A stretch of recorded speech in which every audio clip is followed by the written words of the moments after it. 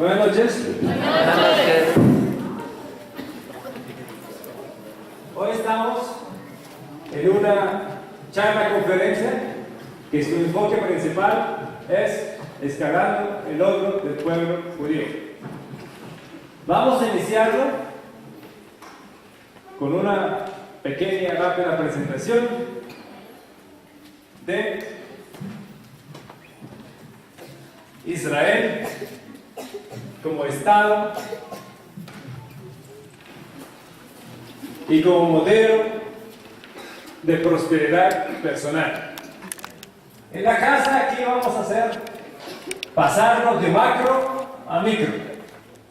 Vamos a ver a Israel como de la nada llegó a ser potencia y para qué y cómo a mí personalmente se puede aplicar en mi vida. Porque la idea aquí no es cambiar países ni cambiar sociedades. Aquí es mirar cómo para mí personalmente me sirve. Entonces vamos a iniciar.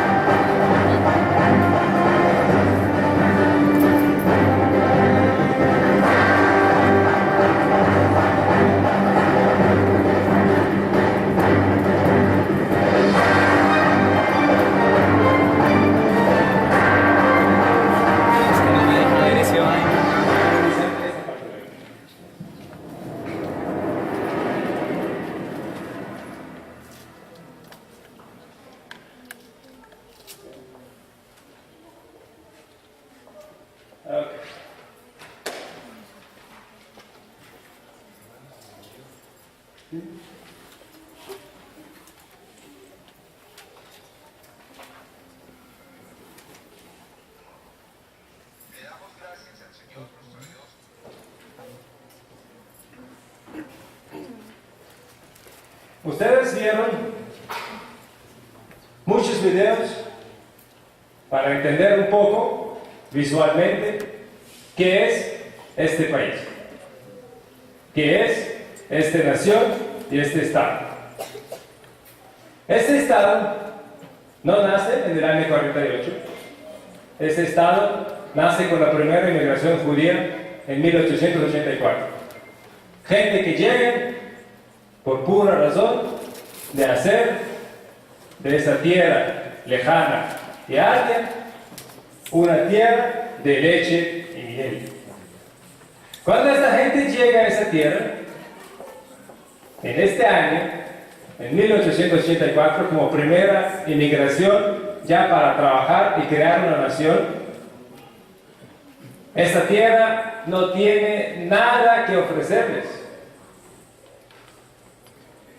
Ellos no saben hacer ningún trabajo físico porque nunca fueron educados en sus países de origen a hacerlo. Muchas veces nosotros, cuando iniciamos un proyecto o iniciamos una idea de querer hacer algo, no tenemos ni mínima idea qué hacer. No sabemos cuál va a ser el final. Solamente tenemos un sueño.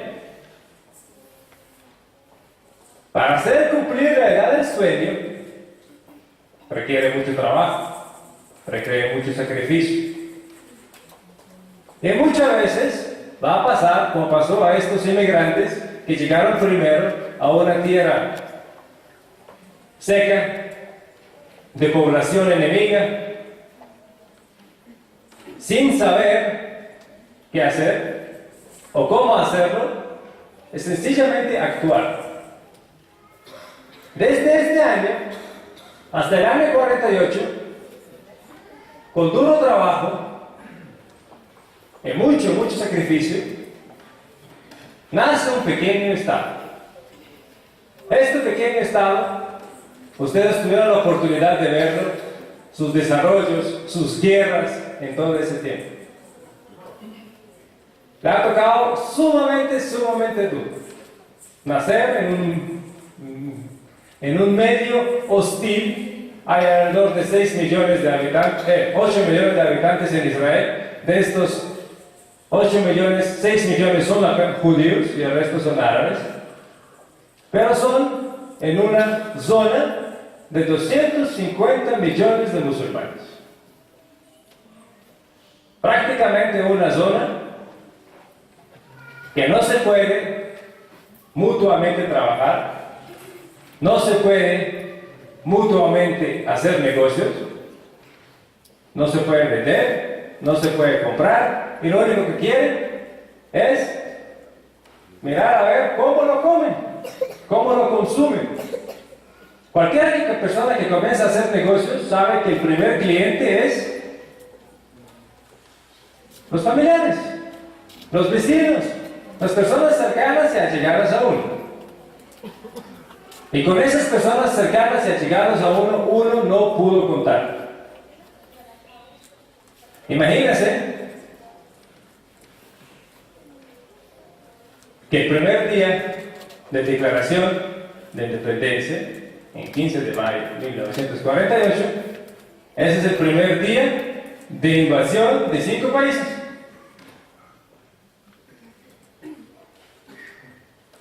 Desde el sur, Egipto, el país árabe más grande del mundo.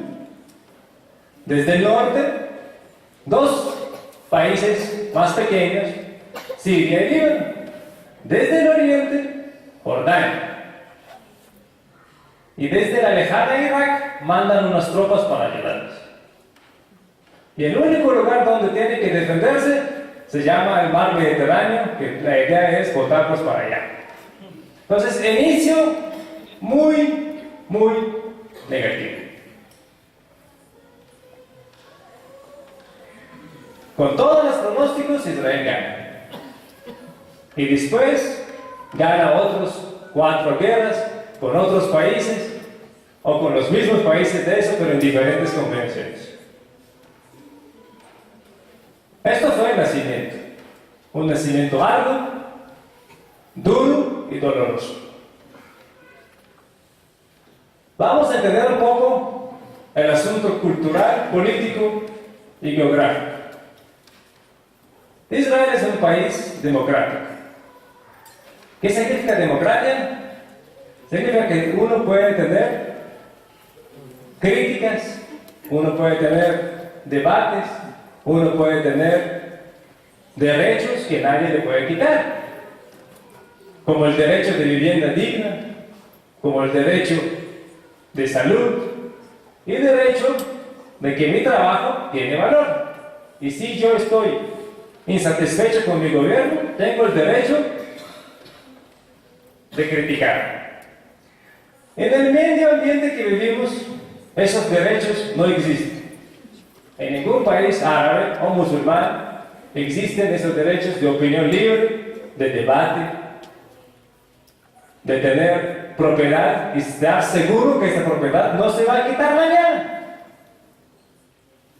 por X o Y nuevo gobernante.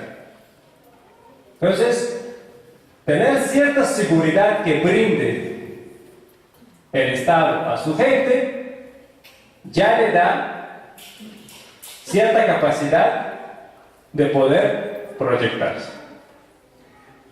La democracia en Israel es una democracia parlamentaria. ¿Qué significa parlamentaria? Que hay parlamento y se elige primer ministro. Primer ministro no es presidente, es mucho más débil en sus decisiones. Y si él quiere mantenerse en el gobierno, tiene que mantener más de la mitad del parlamento en su coalición. Lo que significa que si mañana alguien sale, él pierde el gobierno. Totalmente uno siente que hay que saber manejarse muy bien en ese ambiente y a través del Parlamento, el debate es el fundamento principal. Ahora, el concepto cultural es un concepto muy fundamental, porque ahí vamos entendiendo unas cosas muy básicas de razón, de por qué este Estado y esta nación llega a donde llega. La mayor parte de la población de Israel es... ¿De qué origen étnico y religioso pertenecen? Judíos. Muy bien. ¿Qué es tener pensamiento judío? Pensamiento judío requiere ciertos componentes que otros no tienen. ¿Y por qué no tienen? Por su asunto religioso, como por su asunto histórico.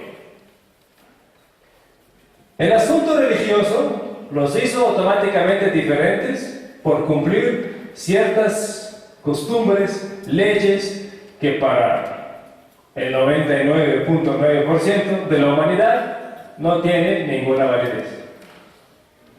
Ellos están arraigados a estas costumbres, a estas obligaciones alimenticias, espirituales, de vestimenta, de conceptos de familia, que son muy diferentes en demás países y culturas. El pueblo, cuando sale del Egipto, estuvo 400 años en esclavitud. Esta esclavitud lo marcó bastante. Cuando llegaron a su nueva tierra, a la tierra de Canaán, que después se llama Israel, ellos se sienten incapaces de lograr hacerlo. Después lo conquistan, viven allá y a través de la historia se lo vuelven a despojar una y otra vez, una y otra vez.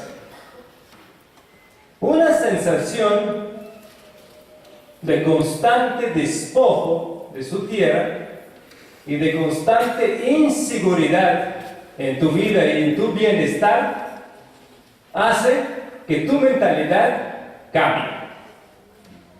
¿Y en qué aspecto cambia la mentalidad?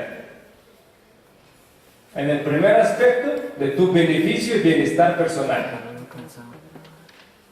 Muchas personas que ganan bien en un trabajo bueno, o que tienen empresas o ciertos negocios, o recibieron ciertos privilegios en la vida, consideran que esta situación se va a quedar. Hay dos tipos de personas en el mundo. La primera persona es una persona preparada y la segunda, una persona no preparada. ¿Cómo uno se vuelve a ser persona preparada? Por una sencilla razón, conociendo ciertas verdades en la vida. Y una cierta verdad en la vida es que nada es seguro. Y a través de 4.000 años, de esos 2.000 años, de perder y otra vez ganar, de perder y otra vez ganar, aprendieron una cosa muy básica, que nada es seguro en la vida, y si hoy tengo, mañana no voy a tener. Y si mañana no lo voy a tener, yo tengo que prepararme desde hoy para no tener mañana. Lo que significa es que, como mi papá me dijo, si tú sabes dónde caer, te colocas un colchón. Una concepción sencilla, muy básica para que un niño lo entienda. Pero esta concepción básica que un niño entiende es una concepción básica para la vida. Así funciona un pueblo y así funciona este Estado. ¿Hay alguna pregunta? Cogemos ya que vimos la presentación al comienzo, vimos Israel, vimos Colombia. Y esto va a ser un cierto eje principal. Colombia, como país de 47 millones de habitantes, de más de 1.000.000 kilómetros cuadrados, con muchos recursos naturales,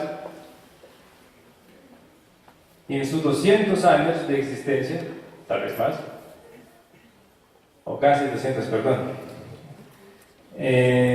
¿cuál? La suma que exporta a nivel internacional.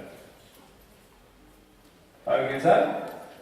60.000 millones de dólares. Muy bien, muchas gracias. 61.000 millones de dólares está exportando Colombia. Israel, país pequeño, apenas tiene 21.000 kilómetros cuadrados, de 8 millones de población, sin ningún recurso que tiene en sus tierras. ¿Alguien sabe cuánto exporta? 5.000 millones más. Lo que hace muy interesante esta pequeña comparación, porque bajo cualquier concepto, Colombia tenía que exportar más.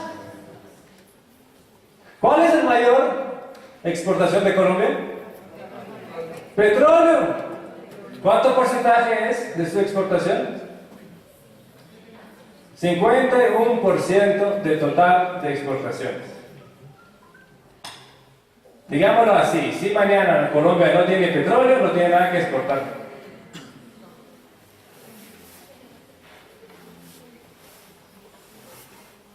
Una situación muy grave en el aspecto económico de un país. Depender estrictamente de un solo fuente de vida. En este caso, un fuente que no depende de su capacidad de desarrollo y que mañana, por X o Y razón, se acaba o el precio baje y queda en una situación de ruina financiera. Prácticamente lo que está pasando a Colombia hoy en día, de hace un año, el precio del dólar está en sus peores condiciones en la historia de los últimos años. Y de eso, un país tiene que vivir.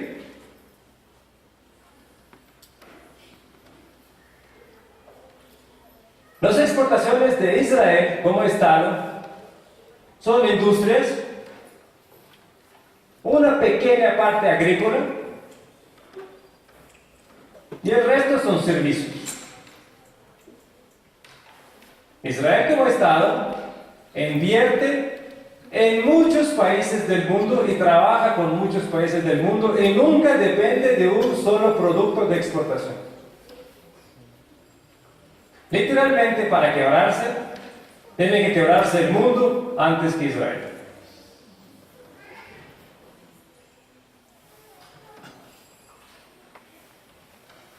¿Cómo aplicamos esto para nuestra vida? No dependemos de un solo ingreso. O no invertimos en un solo producto. O tampoco invertir en varios productos pero con la misma persona. Al fin y al cabo, no importa si tienes varios asuntos comerciales, pero si el socio tuyo es el mismo, mañana él puede quebrar y llevar a uno con uno mismo. La diversificación es un fundamento principal. Y el ahorro para momentos de crisis es una obligación. 2000 años, este pueblo que vivió en constante inmigración de una tierra a otra, lo obligó a aceptar una condición que nada asegura en la vida. Y si yo quiero asegurar mi vida, yo tengo que tener siempre plan B. Como para ellos era complicado llevar la casa en sus espaldas o cargar toneladas de peso, ellos tenían que transportar toda su fortuna en un pequeño peso. ¿Y cómo lo transportaban? En diamantes. Encontraron la fórmula cómo cambiar toda su fortuna de peso en unas piedritas que se pueden cambiar en el país que yo llego y iniciar una nueva vida. Y así es como siempre, constantemente, el pueblo funciona. Siempre estamos preparados y siempre tenemos algo guardado para ese día, y este algo guardado no es mi cama, no es mi televisor, no es mi carro, porque todo eso, cuando llega el momento, hay que dejar. Constante preparación es la razón por qué uno sobrevive y sigue adelante, y el cambio no es tan duro. Esto es una parte del pensamiento. Saber olfatear el peligro y estar preparado para ello. La otra parte es que cuando tú estás en constante rivalidad y en constante peligro, y uno tiene que entender que lo que tiene uno hoy, mañana lo quitan. Y hay mucha gente que quiere quitar cosas buenas que el otro tiene. Esta es la naturaleza que vivimos nosotros. Si yo tengo un negocio que da bien, siempre va a ser alguien que va a quitarlo, colocarme competencia o dañarme el negocio. Si yo trabajo en un buen puesto, siempre va a ser la otra que me quiere hablar mal al jefe y hacer que yo pierda mi puesto. Siempre es realidad. Si uno asume esa realidad, uno comienza a entender ciertas cosas. Y estos años de esta realidad enseñaron que para superar a los adversarios hay que ser más inteligentes que ellos. Y la inteligencia se muestra en capacidades mayores del adversario. Ejemplo: los judíos llegaban a una nueva tierra, y en el sitio donde llegaban, llamémosle Inglaterra, llamémosle Alemania, llamémosle Rusia, siempre la población no fue muy amigable. De algún modo la población tenía que aceptar la existencia de estos personajes dentro de ellos. ¿Y cómo aceptaban eso? Porque entendían que servían para algo. ¿Y para qué servían? Para manejar el comercio. Literalmente, el comercio siempre era en manos de judíos en todos los países que llevaban. ¿Y por qué era en las manos de los judíos y no de otros? Estaban preparados, conocían. ¿Por qué? Sabían administrar. Sí, saber administrar, que es correcto. ¿Qué más? ¿Ah? Le voy a simplificar este asunto. Capacidad lingüística. Esto se llama capacidad lingüística. El ser humano es una criatura de conexiones. Estamos en contacto y conexión con otros seres humanos. No podemos vivir solos.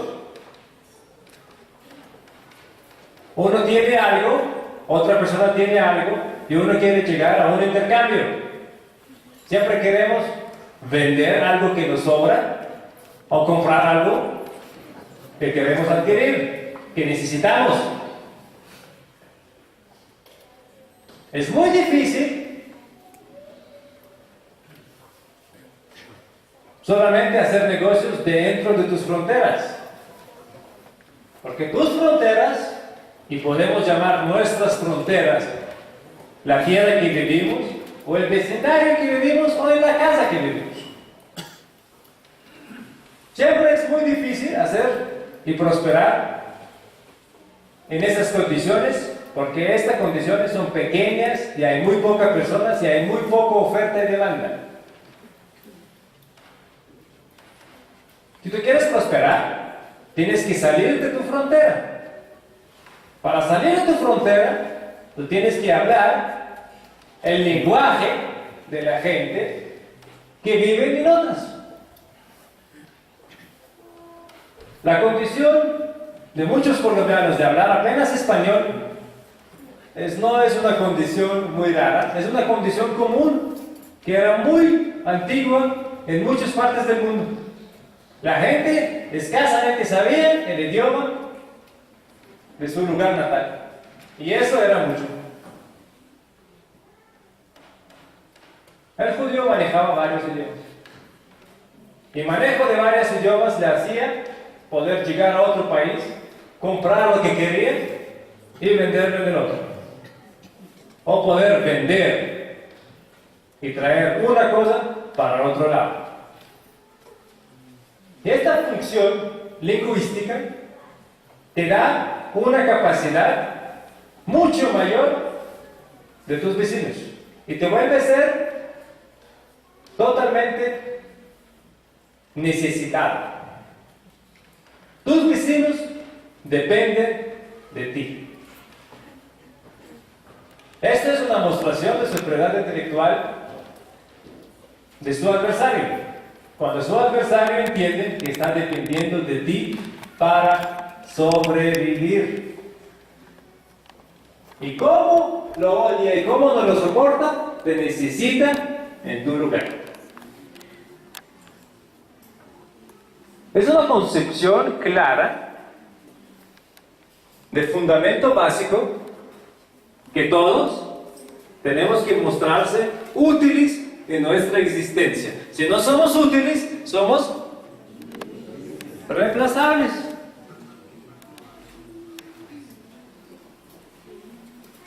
Esa es una concepción clara. El pueblo la tiene y la lleva prácticamente en genes, porque se pasa y transmite de padre a hijo, de hijo a hijo, y etcétera, y etcétera, y etcétera. Sea útil en la vida, para que los demás dependen de ti o necesitan tus capacidades. ¿Ok? Ya vimos varias cosas muy puntuales, cómo podemos aplicarlos en nuestra vida puntualmente, que tiene que ver claramente con el pensamiento judío por su historia. Y esta historia no fue corta, fue de miles de años. Entonces, la enseñanza funciona.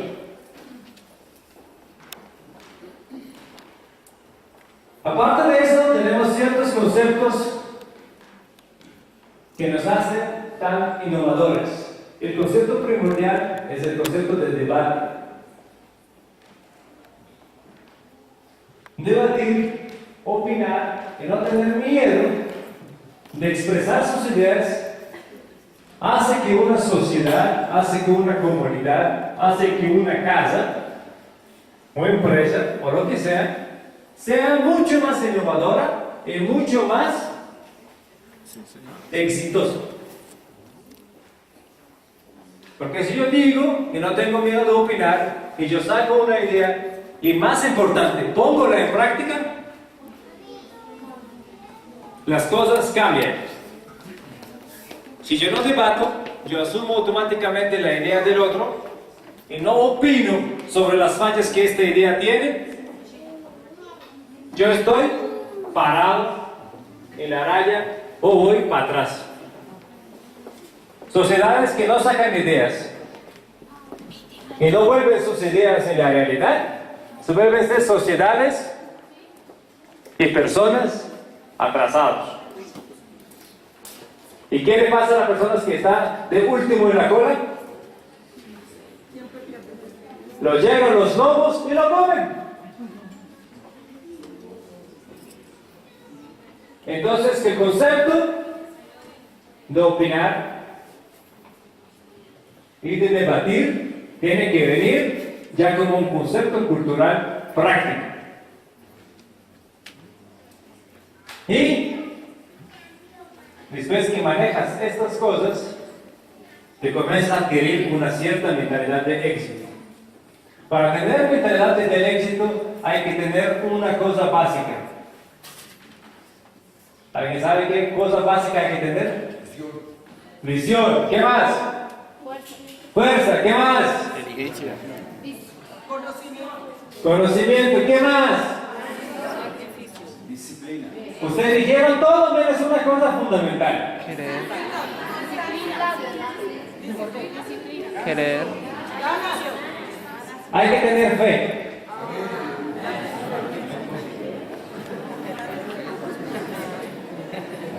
No está hablando fe a Dios o algo cosas así, no. Para creer en Dios, uno primero tiene que creer en sí mismo. Si no crees en sí mismo, no hay ningún valor en tu fe en algo que no ves. Entonces, la concepción de fe es una concepción sumamente básico y fundamental, de hecho vital en nuestra existencia y nuestros logros de mentalidad exitosa. Cuando el pueblo, en el año 1884, comenzó a regresar, venía con sus casas maletas, casas mochilas, familias enteras, sin saber trabajo manual, porque no tenían tierras donde cultivar, sin tener conocimiento técnico ni tecnológico, porque no pudieron acceder a universidades en los países donde estaban. Llegan a una tierra que para su conocimiento básico el 60% de Israel es desierto, y apenas el 100%, que son 21.000 kilómetros cuadrados, hay apenas el 20% cultivable. Hay muy poco espacio donde usted puede trabajar. Llegan allá sin agua, sin fuente, sin estado, sin ayuda, a un país que fue gobernado por una potencia islámica turco-otomana. Y no pasa ningún río, ningún arroyo. Los árabes te venden una tierra que ellos no quieren habitar y la compran 5 veces más cara. Y dices, ¡ay! Está viendo que al año, 2 años, se desesperan y se van. No tiene salsa de pollo, mira que no. Pruébalas. Yo quiero la ensalada. ¿Por qué una persona hace todo eso sabiendo, porque la lógica le dice, va a ser un fracaso? Porque tienen fe. Tienen fe clara en sí mismos que ellos son capaces. Capaces de hacer cosas que son totalmente imposibles. Y las personas que lo llaman van a llamarlos locos. Mira, qué locura, pierde tiempo, pierde plata, acaba su vida.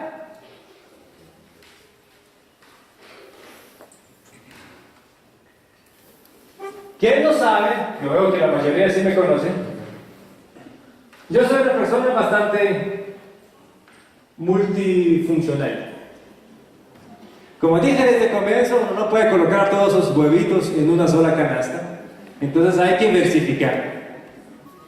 Y yo soy una persona bastante diversificada. Yo soy comerciante y comercializo con muchos productos. Con productos religiosos, con libros y también con productos de belleza y salud de Mar Muerto. Para su conocimiento, Mar Muerto es el único recurso natural que tiene el país. Últimamente encontraron un poco de gas por allá en el mar Mediterráneo que cambia las cosas. Pero antes de eso, Mar Muerto, un mar que no hay vida ya, era el único recurso que podía sacar, y hay que tratarlo porque sacarlo así no sirve para nada. Hay que tener cierto conocimiento químico y tecnológico para sacar de él ciertos provechos y vender el producto. Entonces, el Mar Muerto es el único sitio, un recurso natural que tiene. Hay mucho barro por allá y este barro nosotros empacamos y vendemos a nivel mundial. Es muy conocido. ¿Cómo? Yo decidí comprar ciertos productos de Mar Muerto. Cuando yo lo hice, fue en una época que económicamente estaba muy bien, tenía muchos negocios, ojo, equivocación, muchos negocios con la misma persona no son muchos negocios. Me tocó aprenderlo a la brava. Yo estaba muy bien económicamente y yo me metí porque no necesitaba, o pensé, una cosa adicional no hace daño. Listo. El plan de desarrollo del proyecto funcionaba de este modo. Yo compro cierta cantidad, que en este caso llamémosle 750 productos, y le voy a venderlos en un cierto tiempo de límite, que son 6 meses. Es el negocio, y si el negocio sale así, yo estoy saliendo bien, ganando bien plata, y puedo reinvertir y vale la pena seguir trabajando. Ese es el plan. Muchos de ustedes que tuvieron negocios en la vida saben que los planes iniciales no funcionan, pero uno tiene fe y dice, yo me voy. Y me fui. Hice la compra, traje, llego aquí, entiendo que fracasé, perdí toda mi plata en el negocio con mi socio amigo y me quedé sin ningún sin ningún peso en el bolsillo. Y la única plata que tengo está en esos productos. Cualquiera que sabe, productos cosméticos no son alimenticios. No lo puede comer. Yo no sabía ni vender ni una crema en ese entonces. De hecho, ni siquiera usaba deodorantes porque creía que el olor personal es el natural. Entonces, de todo modo, yo llego y en este ambiente y en esta condición me toca trabajar. Rápidamente entiendo que no soy capaz de vender ni un producto diario. Rápidamente entiendo que de esto no voy a vivir. Porque vendo un producto cada 2 días y apenas la ganancia da para comer un día. Grave situación.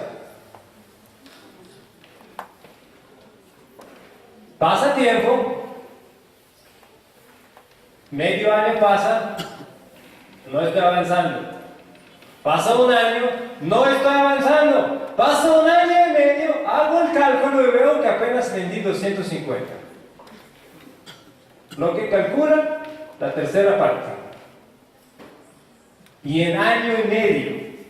Lo que significa que mi proyecto se demoró 6 veces de lo inicial. Bajo cualquier término, fracaso económico total. Cualquier persona que hace la lista positivo o negativo, llega rápidamente a la idea que a lo negativo hay 10 puntos y a lo positivo no hay ninguno. Y lo que se llama en el mundo económico hoy, hay que minimizar pérdidas y salir de esa cosa rápido.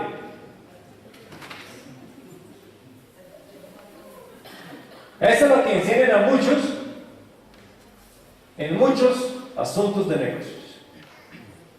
Minimiza pérdidas, salga rápido y busca otra cosa que hacer. ¿Tenía esta opción? La opción lógica, la opción clara, la opción que cualquier economista tenderá a hacer. Yo hice lo contrario. Cogí la plata que tenía, viajé a mi tierra y compré otros 500 productos. Uno dice, un asunto totalmente loco. Tiene todavía 500 productos, en un año y medio no ha vendido nada casi, y va y compra otros de la cosa que no vendió. ¿Qué le pasa? ¿Dónde está la ciencia en ese acto de locura? Cualquier persona que me conoce sabe que loco no soy. De hecho, me conocen como una persona bastante fría y con signo peso. Y si yo tomé esta concepción, es porque tenía claro lo que estoy haciendo. Para hacer cosas así, que considerada para todo el mundo locura, hay que tener una cosa clara. Que la claridad es que yo tengo fe en mi negocio. Y otra claridad es que soy un hombre en mi concepción exitosa. ¿Qué significa un hombre exitoso? La derrota no lo doblegue. La derrota le enseña a levantar. Porque si yo me derroto y caigo y digo, ya, cansado, ya no me levanto, como pasa a muchas personas que yo frecuento, tuve un negocio bueno, perdido, ya no se levanta. Ya con lo poquito está contento. Y no hay este fuego y esta llama en sus ojos como era antes.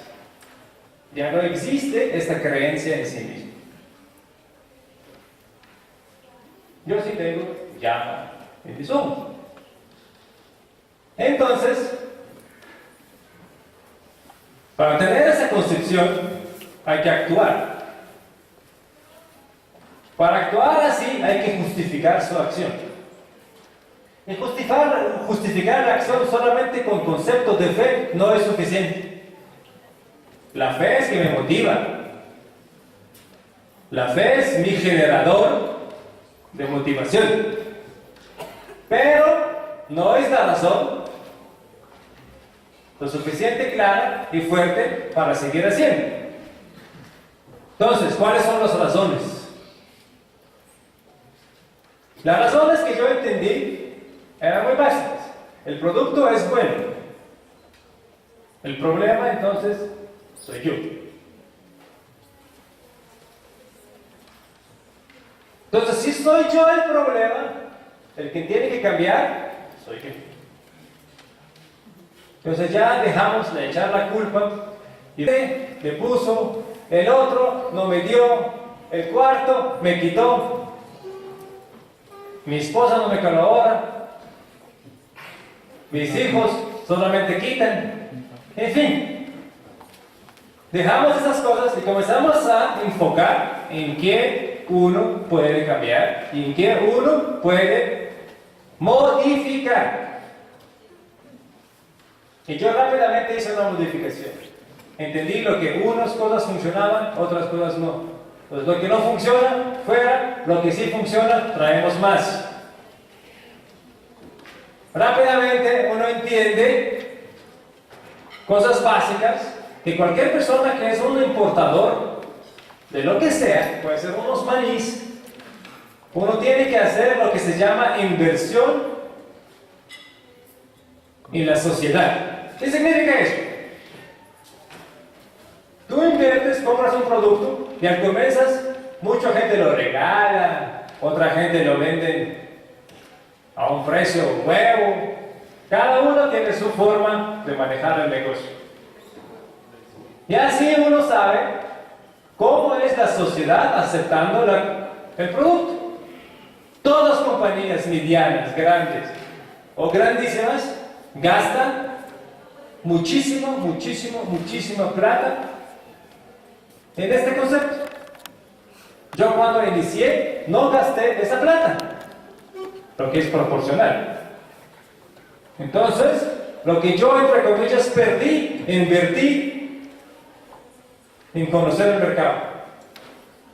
Entonces, al fin y al cabo, nunca fue pérdida, fue inversión. La inversión que tocaba hacer, yo no la tomé y ahora hay que tomarla por derecha. Desde ese entonces, en esos 4 años,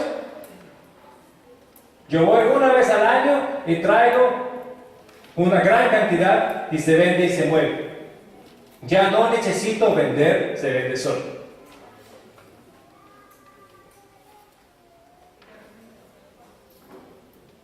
En el momento cuando yo inicié,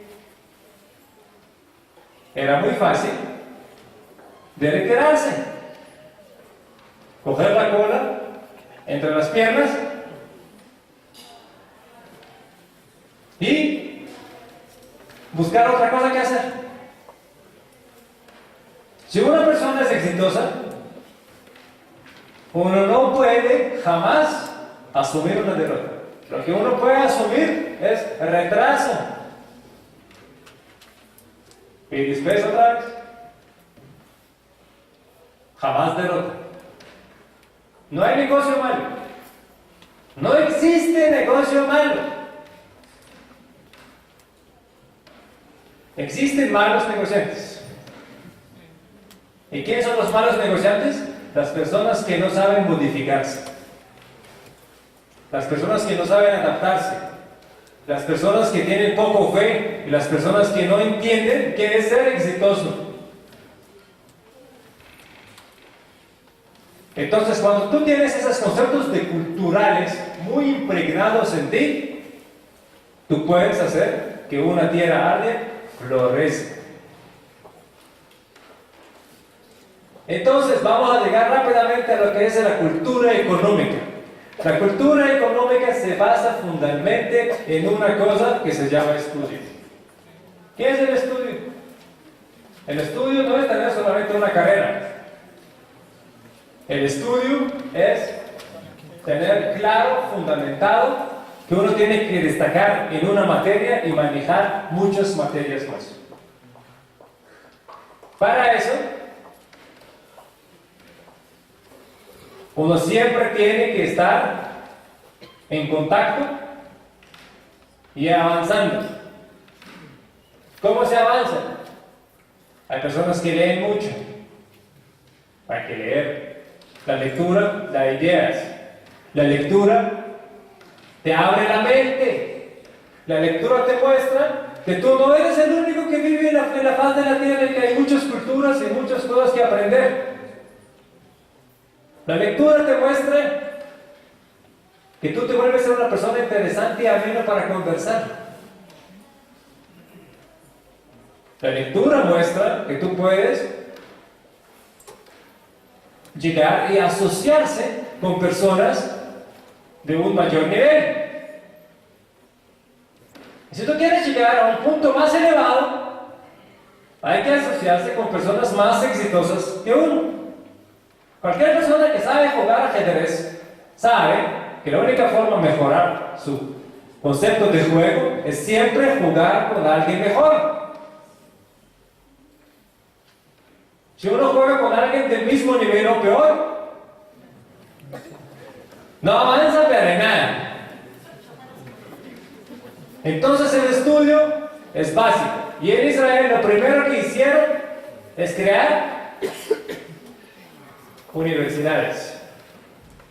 Y la primera universidad que crearon fue la Universidad Hebrea de Jerusalén, junto con el Technion, el Instituto Académico Tecnológico de Israel. Hoy en día, ¿alguien sabe cuánto premio Nobel Israel tiene como Estado? 12 premios Nobel. 12. En 67 años de independencia. ¿Y qué valemos esto a otros países? Vamos a ver que estamos lejos, años luz. Esto no es una casualidad, es una concepción impregnada de la sociedad. De esos 12, 6 son de química. Y apenas Israel comenzó a recibir su primer Nobel en ciencias en 2004. Lo que significa que desde esta fecha hasta hoy, literalmente cada año o cada 2 años, por mucho, Israel tiene un nuevo premio Nobel.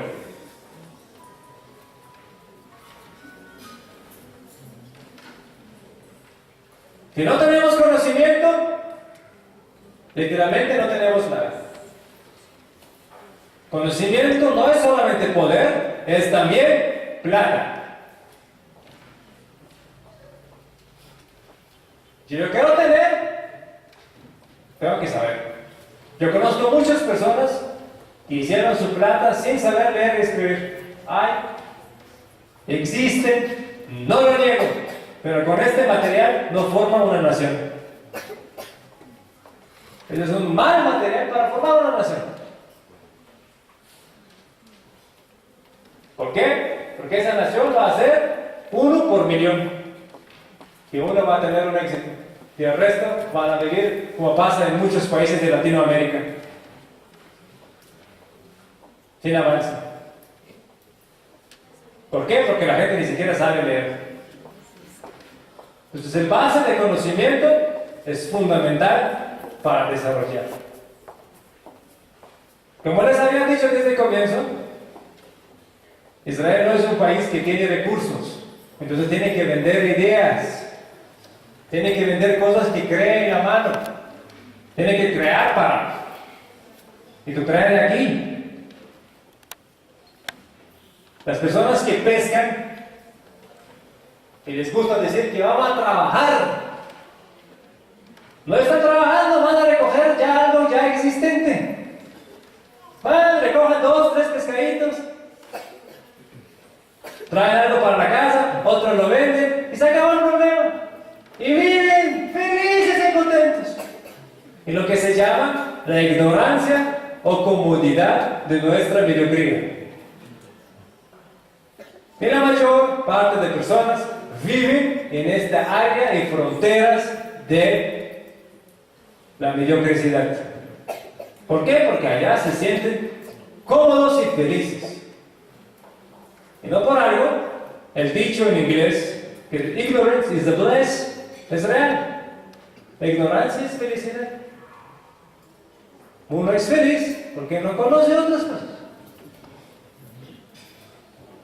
Si uno quiere abrir los ojos,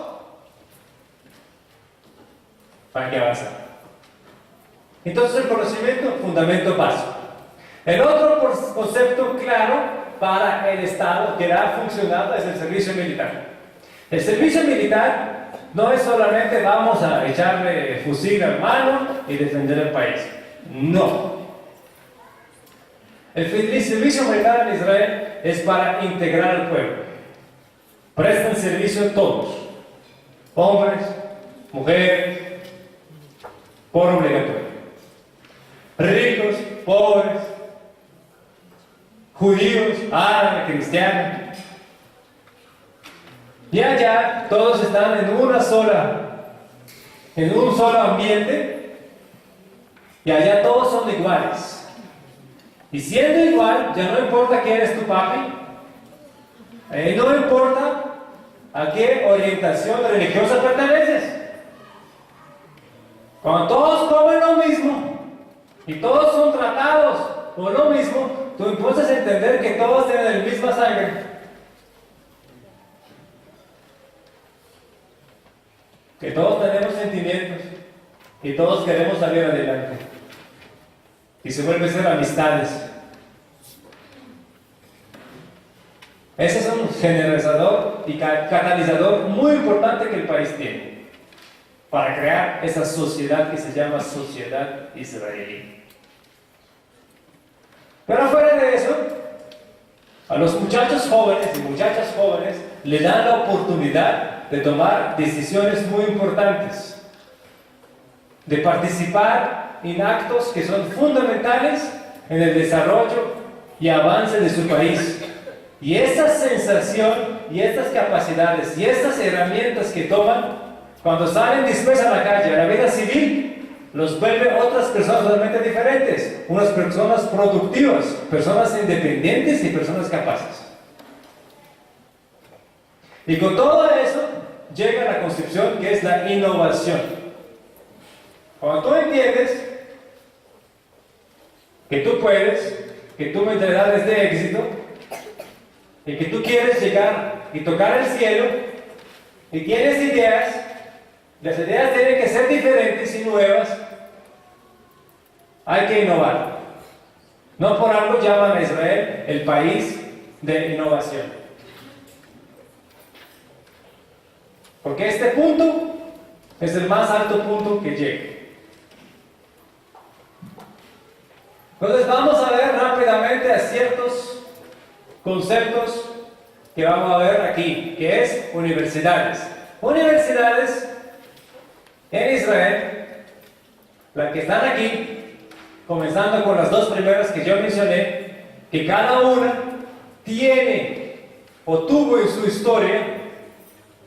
Universidad de Jerusalén, que fue fundada o comenzó a trabajar como universidad en 1924, ya sacó 3 premios Nobel de sus aulas y otros 3 trabajaron ahí como profesores. Lo mismo pasa con el Technion, que es el instituto tecnológico más elevado que tiene el país, que su primera piedra fue colocada en 1912 y nació como institución en 1924. Todas esas universidades son universidades públicas. ¿Saben cuánto invierte una de esas universidades públicas solamente en el concepto del desarrollo? Universidad de Hebrea de Jerusalén o Universidad de Tel Aviv, que son los primeros dos en este aspecto, cada una invierte 150 millones de dólares solamente en desarrollo. Solamente la Universidad de Tel Aviv, que es una universidad que no tiene ni siquiera 60 años, trabajan en ella 1.100 científicos en desarrollo y tiene 1.800 proyectos de desarrollo para sacar. De esos 1.800 proyectos ya tiene 633 patentes verificados. Innovaron e inventaron cosas nuevas.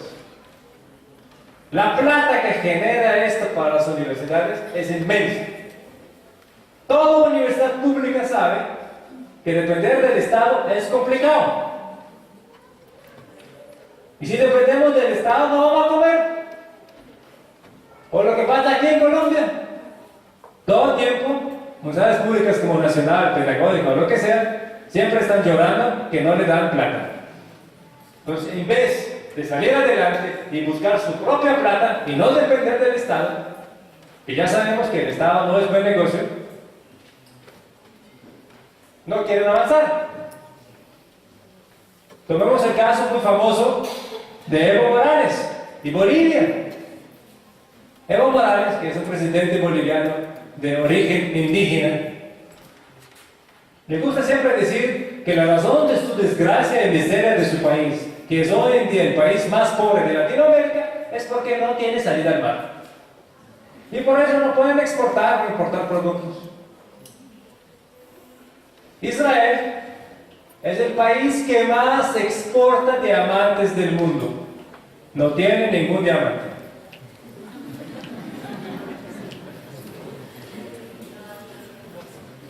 Compramos diamantes en África, los pulimos en Israel y después vendemos. El 50% de todo diamante pulido viene de Israel. La ganancia de este negocio son 16.000 millones de dólares anuales. Solamente de una industria. Que no se puede excusar, es que no tengo diamantes. Esta no es la razón para ser exitoso en el negocio de diamantes. Entonces, las ciudades israelíes, siendo universidades públicas, entendieron que tienen que sacar cierto porcentaje de su plata para el desarrollo, cierto porcentaje de su fortuna para buscar proyectos, para incentivar a sus estudiantes para crear proyectos y apoyarlos y de esto sacan plata. Solamente de la Universidad Hebrea de Jerusalén, de sus proyectos agrícolas, vendiendo solamente tomate a nivel mundial, gana 40 millones de dólares. Una universidad, no país. El Estado como tal funciona igual. El Estado de Israel es un Estado que invierte más que cualquier otro país en desarrollo y en investigación. Porque sabe que allá es donde está el éxito. ¿Cómo nosotros lo aplicamos? Mirando a ver con quién podemos asociar o qué proyectos podemos apalancar. Y si vemos a uno que tiene buena idea, venga, de apoyo, trabajemos juntos. Pero aquí voy a tener 50%, 30% de su negocio. Y ya. Y menos sabe, ese negocio puede ser exitoso. Y menos diste cuenta, eres millonario. Hoy en día el tiempo es mucho más rápido de antes. Todo funciona a tiempo de luz. Y de un día para otro, una empresa que no valió nada ayer, hoy en día vale miles de millones. Entonces el asunto es agilidad y visión. Para tener eso hay que tener conocimiento. Siguiente punto es la agricultura. La agricultura en Israel, todo el mundo ya sabemos, al comienzo era la piedra fundamental del país, digamos. Israel vivía vendiendo naranjas. No tenía otra cosa. Hoy en día, Israel siendo una potencia agrícola muy importante, la agricultura es apenas 2.5% de su PIB.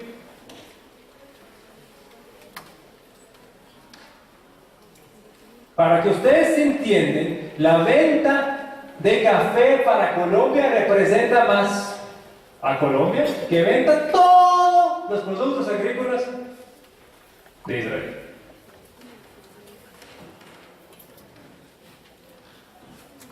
No dependemos hoy en día de esas cosas. Entonces, ¿qué significa la agricultura para nosotros hoy en día? Alimentar al pueblo y tener independencia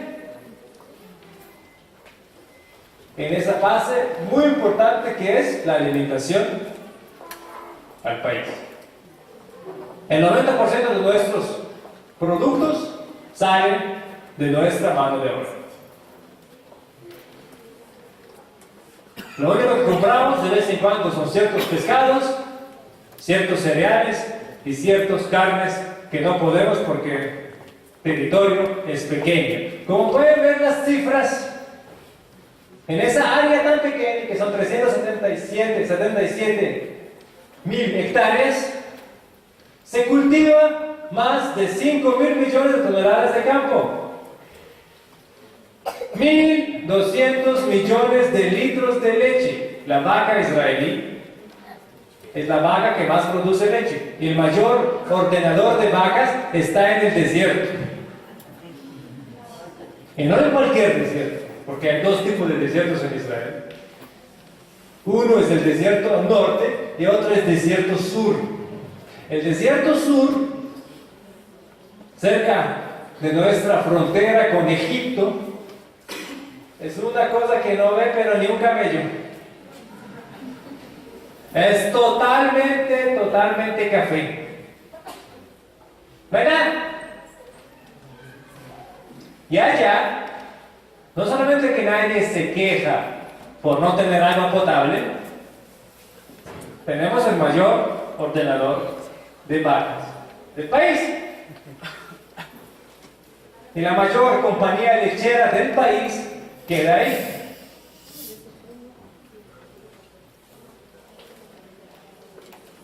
Entonces, si tenemos un país y tenemos unas capacidades de tener muchos privilegios, como en el caso de Colombia, que tiene todo el agua del mundo,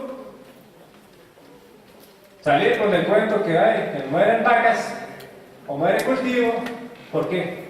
No llovió. Eso de verdad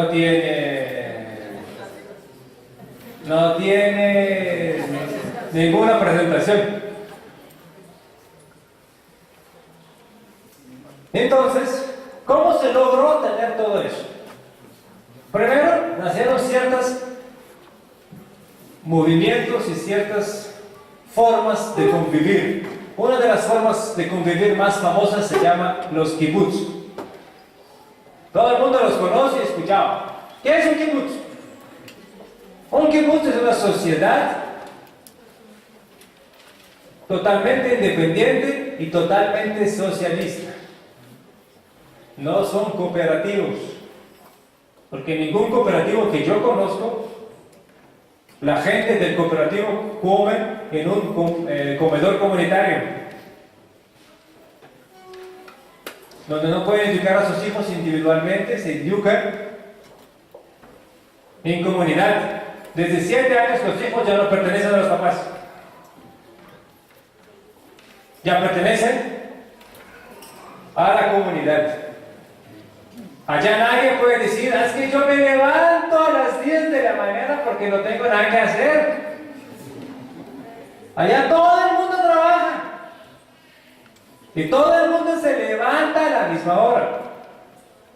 Desde el presidente de la comunidad hasta que limpia los baños. Tienen los mismos derechos y las mismas obligaciones.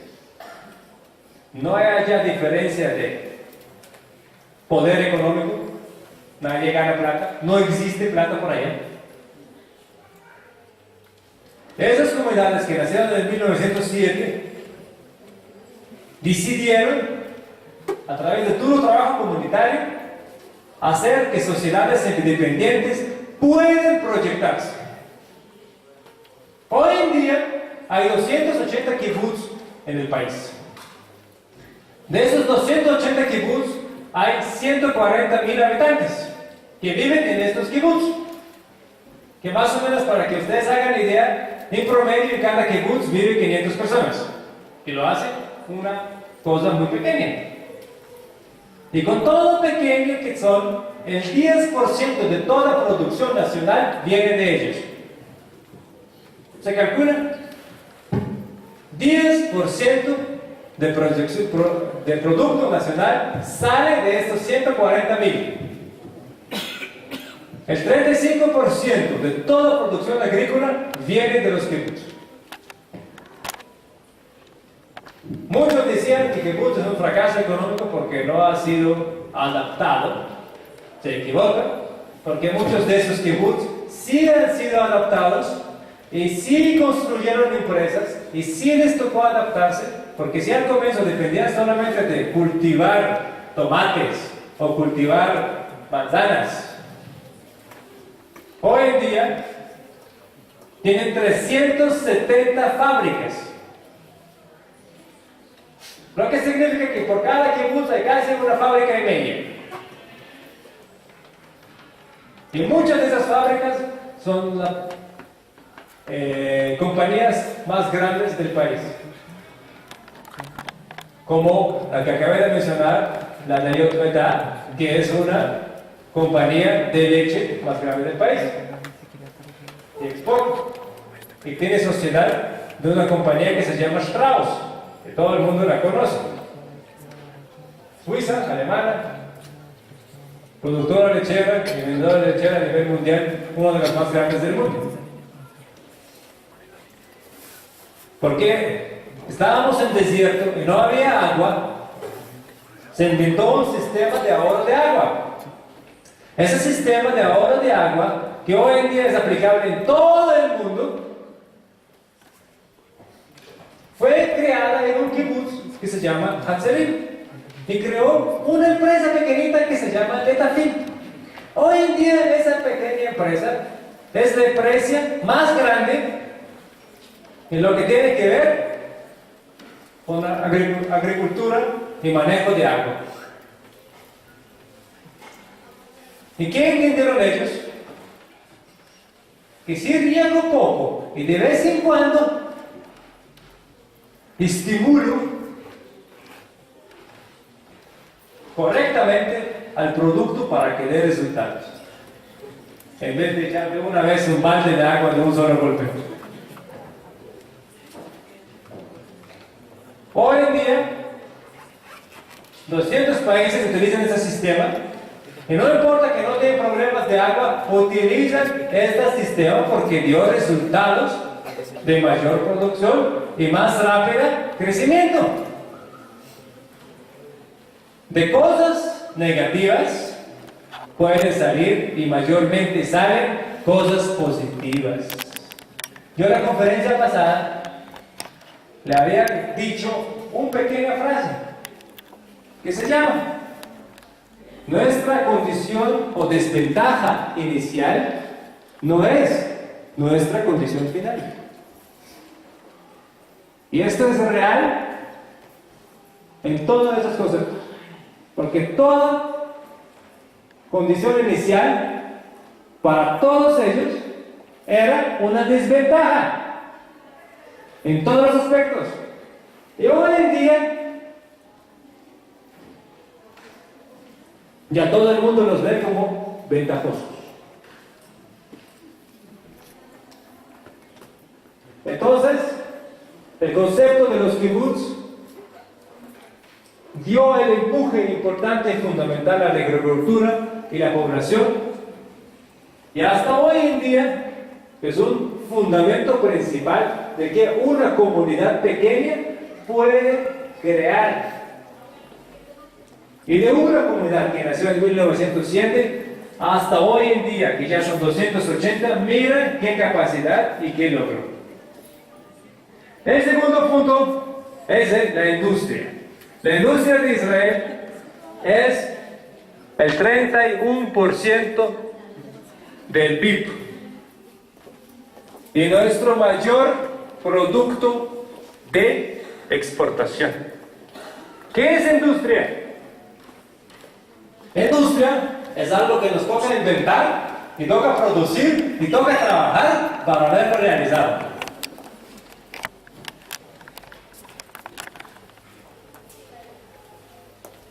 Cuando comenzó las cosas, como le había comentado, no había nada.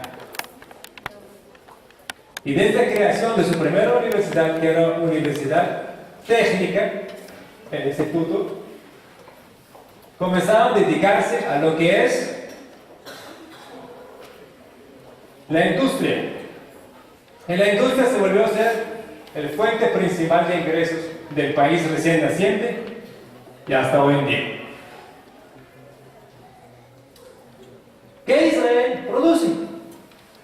Aparte de diamantes pulidos, produce medicamentos, armas. Israel, por su nivel educativo tan alto, tiene una capacidad química y petroquímica muy avanzada, que hace que colocar todo eso en la industria de drogas y la industria de embellecimiento y salud se vuelve a ser una industria muy poderosa.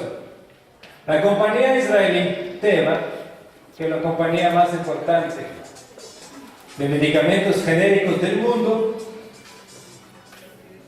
y que produce solamente ella 11.000 millones de dólares al año de ganancia, le da una gran capacidad de mercado y control de mercado. Y una sola compañía. ¿Cuántos más hay? No así de gigantes, pero que compiten. Solamente de medicamentos.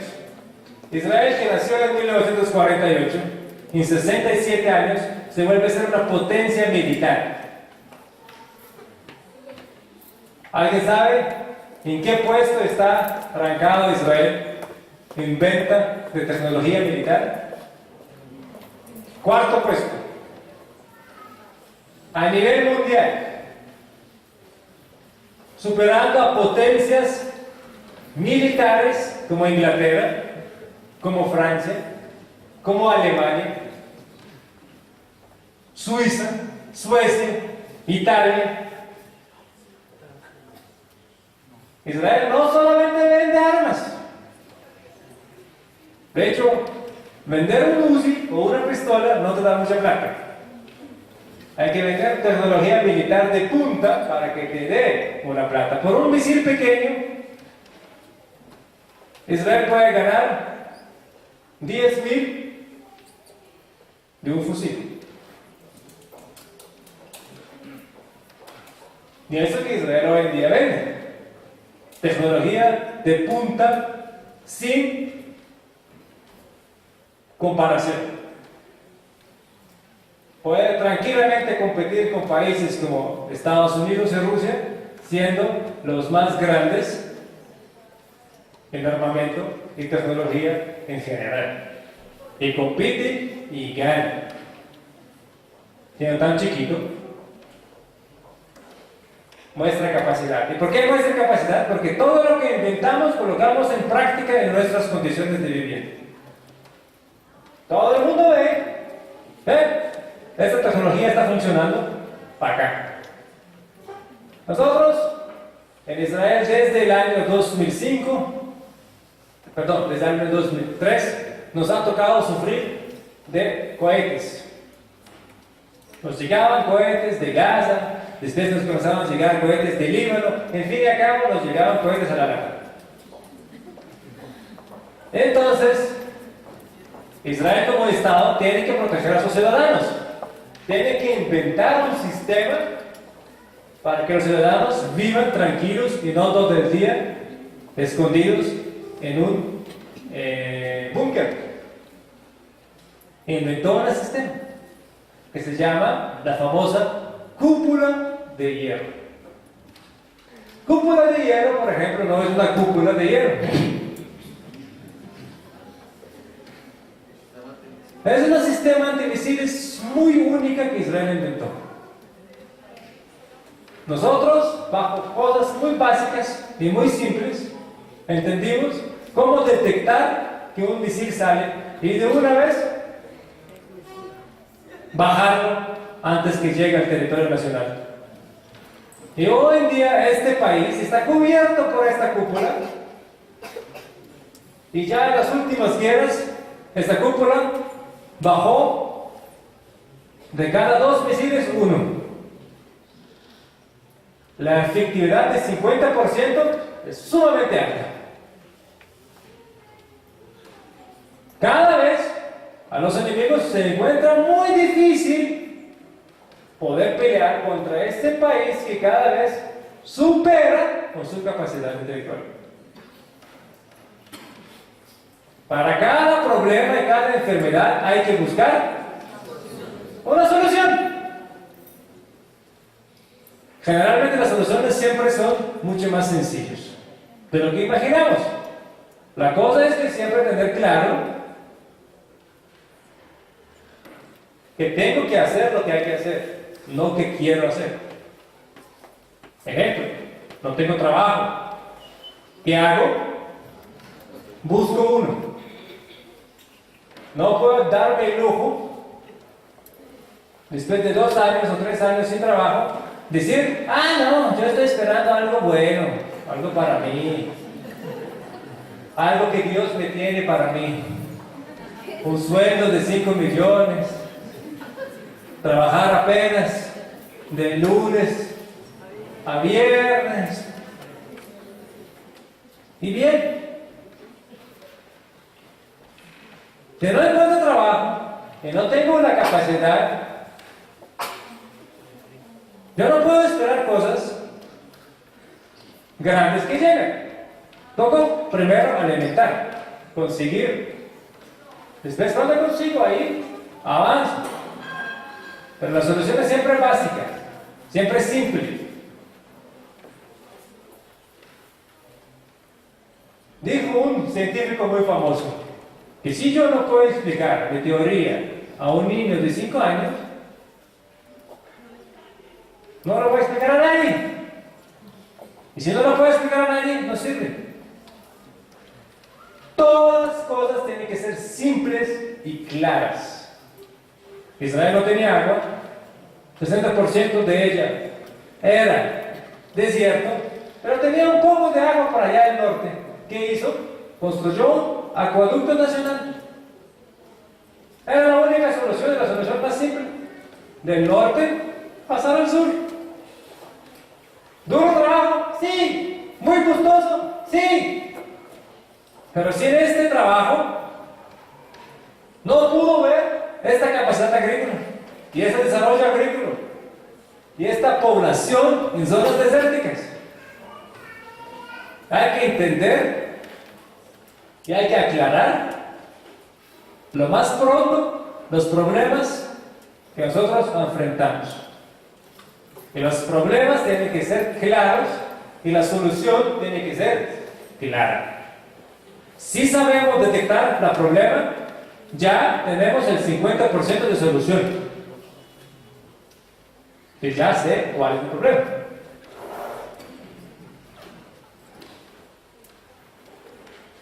Aparte de todas esas capacidades y todas esas cosas que vemos, cómo se aplican y cómo podemos aplicar en la vida, siempre tenemos que tener claro que nuestra vida con las personas más cercanas, esos son nuestros ejemplos y son nuestros socios. Yo hacía mucho énfasis en eso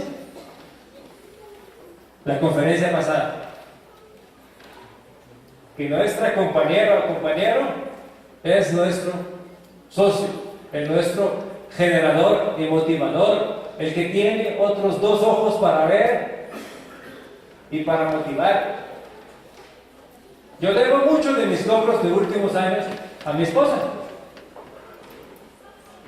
Sin ella, probablemente estaba enfocado en una sola cosa, sin ver que hay un mundo más para proyectarse. Entonces, sumamente fundamental estar bien acompañado y estar compartiendo esta visión. Espero que hoy en día la tienen mucho más clara después de ver, de recibir bombardeado tanta información. Y le voy a terminar con un pequeño detalle. Mi papá, como yo, somos judíos inmigrantes que llegamos a Israel en la gran inmigración de la 91. Cuando mi papá llegó a Israel, era una persona ya de 34 años, con 3 hijos, pequeños. Mi papá no es negociante. De hecho, nunca he hecho negocio en la vida, hasta un año atrás. No tenía mayor nivel educativo, pero sí hablaba 4 idiomas. Y decidió trabajar, y lo único que podía trabajar era como en la fábrica, o como conductor, ganando un sueldo mínimo y medio en el país. Cualquier persona que conoce y conoce Israel, sabe que este país es sumamente costoso. Y vivir con un sueldo mínimo, complicado.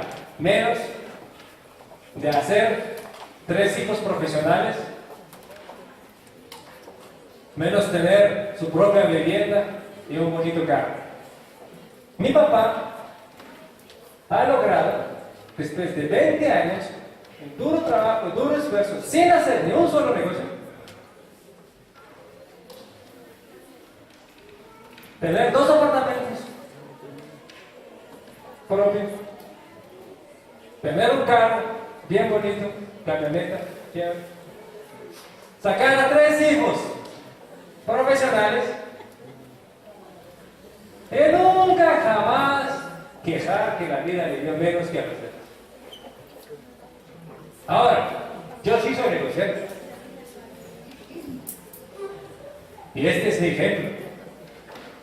Si él, con tan poco, logró tanto, y yo que hago negocios en la vida, y gano, y muevo, y tengo en mi propia vida ser superior en todos los aspectos, y mucho más en lo económico. Y desde que yo me casé, en esos 3 años, ya tengo 2 apartamentos, 2 bienes raíces míos. Fuera de otras cosas que hay. En cuestión de 3 años. Menos incluso.